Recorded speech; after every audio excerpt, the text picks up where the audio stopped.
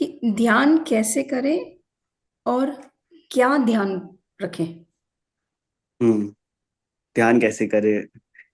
अम, वैसे तो सबसे आइडियल ध्यान वो होता है जहाँ हम कुछ नहीं करें। लेकिन लेकिन फिर भी लोगों को कुछ ना कुछ चाहिए ही होता है। मतलब ये मैंने देखा है कि उनको कोई ना कोई प्रोसेस, कुछ ना कुछ वे तो चाहिए ही होता है कि वो ध्यान कर पाए। और सबकी अपनी भूमिका भी होती है, तो सबको उस लेवल की बात बताना कि आप कुछ नहीं करो, सब करना छोड़ दो, वो भी उपयुक्त तो मालूम नहीं होता।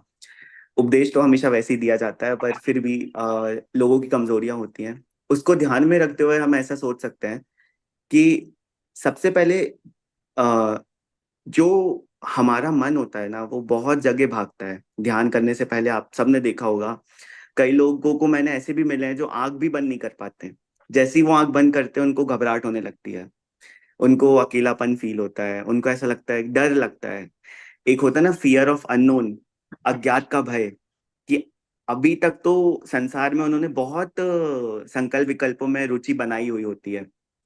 मतलब बहुत ज्यादा कोई ना कोई चीजों में बिजी रहे होते हैं, लेकिन ध्यान में एकदम उनसे सेपरेट कर दिया जाता है उस चीजों को। तो एकदम से उनके कर्ता भाव की जो जमीन होती है वो खिसक जाती है कि अब मैं कुछ नहीं कर रहा हूँ। मैंने अपने इस रूप को कभी देखा ही नहीं है। कुछ नहीं करने वाले, हमेशा मैं करने करने में ही लगा रहा हूँ। तो उस समय उनको घबराहट होने लगती है, विचार आने लगते हैं। वो विचार ऐसा नहीं कि ध्यान में उत्पन्न होते हैं, वो विचार पहले ही बैकग्राउंड में होते हैं। इतने ज्यादा जो संकल्प विकल्प होते हैं ना, वो पहले से ही बैकग्राउंड में होते हैं। ध्यान में हम उन सबके साक्षी बन जाते हैं कि ये जो विचार हैं ये सब आ रहे हैं हमारे मन में। इसीलिए सबसे पहले तो जो प्रारंभिक भूमिका में है, उनके लिए यह है कि वो बहुत सारे विकल्पों को छोड़ करके किसी एक विकल्प पे आए। इसलिए जो मंत्रादिक ध्यान होते हैं, पदस्थ ध्यान होता है, पिंडस्थ ध्यान होता है, उसकी उल्लेख आता है ज्ञानाड़व ग्रंथ में। कि किसी एक मंत्र की सहायता से आप बहुत सारे चीजों को छोड़ करके किसी एक चीज पे फोकस करो। फिर उसके बाद जब आप उस एक चीज पे बहुत फोकस होने लग जाओ, होने लग जाओ, होने लग जाओ, और आपको ऐसा फील हो कि अब मेरा मन एकदम स्थिर हो चुका है, तब उस मंत्र आदि का भी आलम्बन आप छोड़ करके उस स्थिर दशा में थोड़े समय रहने का अभ्यास करिए, जहां पर आपकी कषाएं एकदम बंद हो चुकी हैं, आपका मन एकदम शांत है, चित्त एकदम एकाग्र है। फिर उसके बाद फिर से विकल्प आने लग जाएं, तो फिर से आप कोई मंत्र, कोई प्रतिमा, जिन बिंब का आलम्बन लेकर के अपने मन को स्थिर करिए। तो इसका अभ्यास बार बार करना पड़ेगा। बिगनिंग फेज में ये टफ होता है, लेकिन हमेशा कोई भी चीज की बिगनिंग तो टफ होती ही है। फिर हमारा दिमाग में संस्कार बन जाते हैं, और वैसा ध्यान, और कितने ही ध्यान दिए गए हैं, जैसे श्वासों पे ध्यान करना। तो अपनी श्वास पे, क्योंकि विकल्प बहुत है, तो अपनी श्वासों पे बहुत ज्यादा ध्यान करिए, कैसे अंदर जा रही है, कैसे, फिर उसके साक्षी बन जाइए कि आप अपने श्वास को अंदर जाते हुए देखिए।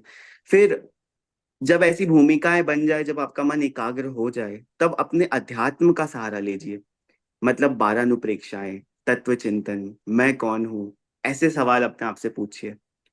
मैं इन सब भावों से भिन्न हूँ। और एक और बात जो बहुत महत्वपूर्ण है ध्यान में, जो एक पूछा है कि किस चीज का ध्यान रखें, तो आप जो है, कोई चीज को रेजिस्ट मत करो।